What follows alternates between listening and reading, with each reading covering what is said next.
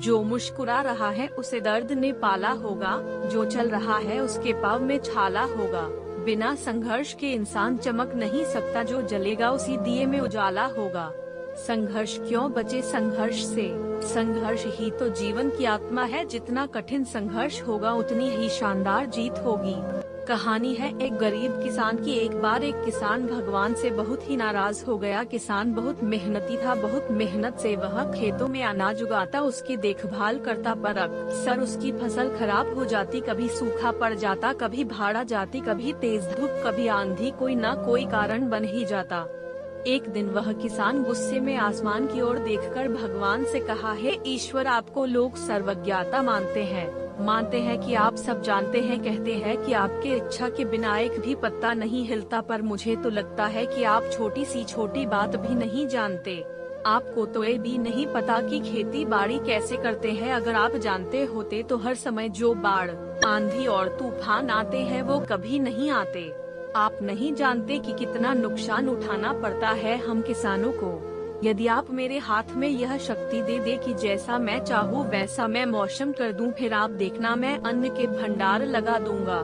भगवान इस किसान के तीखे वाक्य सुनकर मुस्कुरा रहे थे और वह किसान के सामने प्रकट होकर बोले, मैं आज से तुझे यह शक्ति देता हूँ कि तुम अपनी खेतों पर तुम्हारी जैसी इच्छा ही तुम वैसा मौसम कर दोगे। मैं बिल्कुल भी दखल नहीं दूंगा, तुम्हारी इच्छा से सब कुछ होगा। किसान बहुत खुश हो गया।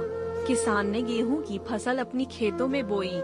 जब उसे लगा कि खेतों को धूप चाहिए तो खेतों को धूप मिले, जब पानी बरसना चाहिए तभी पानी बरसा। आंधी, तूफान, बाढ़, कुछ भी उसने अपने खेतों पर आने नहीं दिया। किसान के खेत में इस वर्ष ऐसी फसल हुई जैसी कभी नहीं हुई थी। हरी भरी लहलहाती फसल। मन ही मन वह बहुत खुश हो गया और सोचने लगा, अब सबूत के साथ दिखाऊंगा भगवान को कि इसे कहते हैं शक्ति का सही उपयोग। मेरी सफलता देखकर उन्हें अपनी नियम जरूर बदलने पड़ेंगे। कुछ दिन गुजरे, फसल कटने को तैयार हो गए। किसान बहुत उत्सुकता के साथ फसल को काटने लगा, पर जैसे ही उसकी नजर गेहूं की बालियों पर गया तो उसने अपना सिर पीट लिया और वह रोने चिल्लाने लगा। गेहूं की एक भी बाली के अंदर गेहूं का दाना नहीं था, सारी बालियां अंदर से खाली थी। किसान बहुत दुखी हो गया। उसने भगवान को रोते हुए फिर पुकारा, हे प्रभु, तुमने ये मेरे साथ क्या किया? क्या तुमने मुझे कोई सजा दी? भगवान बोले, पुत्र, ये तो होना ही था। तुमने पौधों को संघर्ष करने का मौका ही कहा दिया। ना तो तुमने उन्हें आंधियों से जूझने दिया, ना तेज बारिश से सहने दिया और ना ही धूप में तपने दिया। एक भी चुनौती का सामना तुमने उन्हें नहीं करने दिया, इसीलिए सारे पौधे अंदर से खोखले रह गए। जब आंधी, तूफान, तेज बारिश और धूप पड़ती है तभी ये पौधा अपने अस्तित्व को बचाने के लिए संघर्ष करते हैं, और इसी संघर्ष से एक बल पैदा होता है जिसमें शक्ति होती है, ऊर्जा होती है, और यही ऊर्जा पूर्ति तेरे गेहूं के दानों की तरह जो नहीं फूटी। तूने उन्हें कठिन परिस्थितियों से गुजरने ही नहीं दिया जहाँ उनके अस्तित्व का जन्म होता।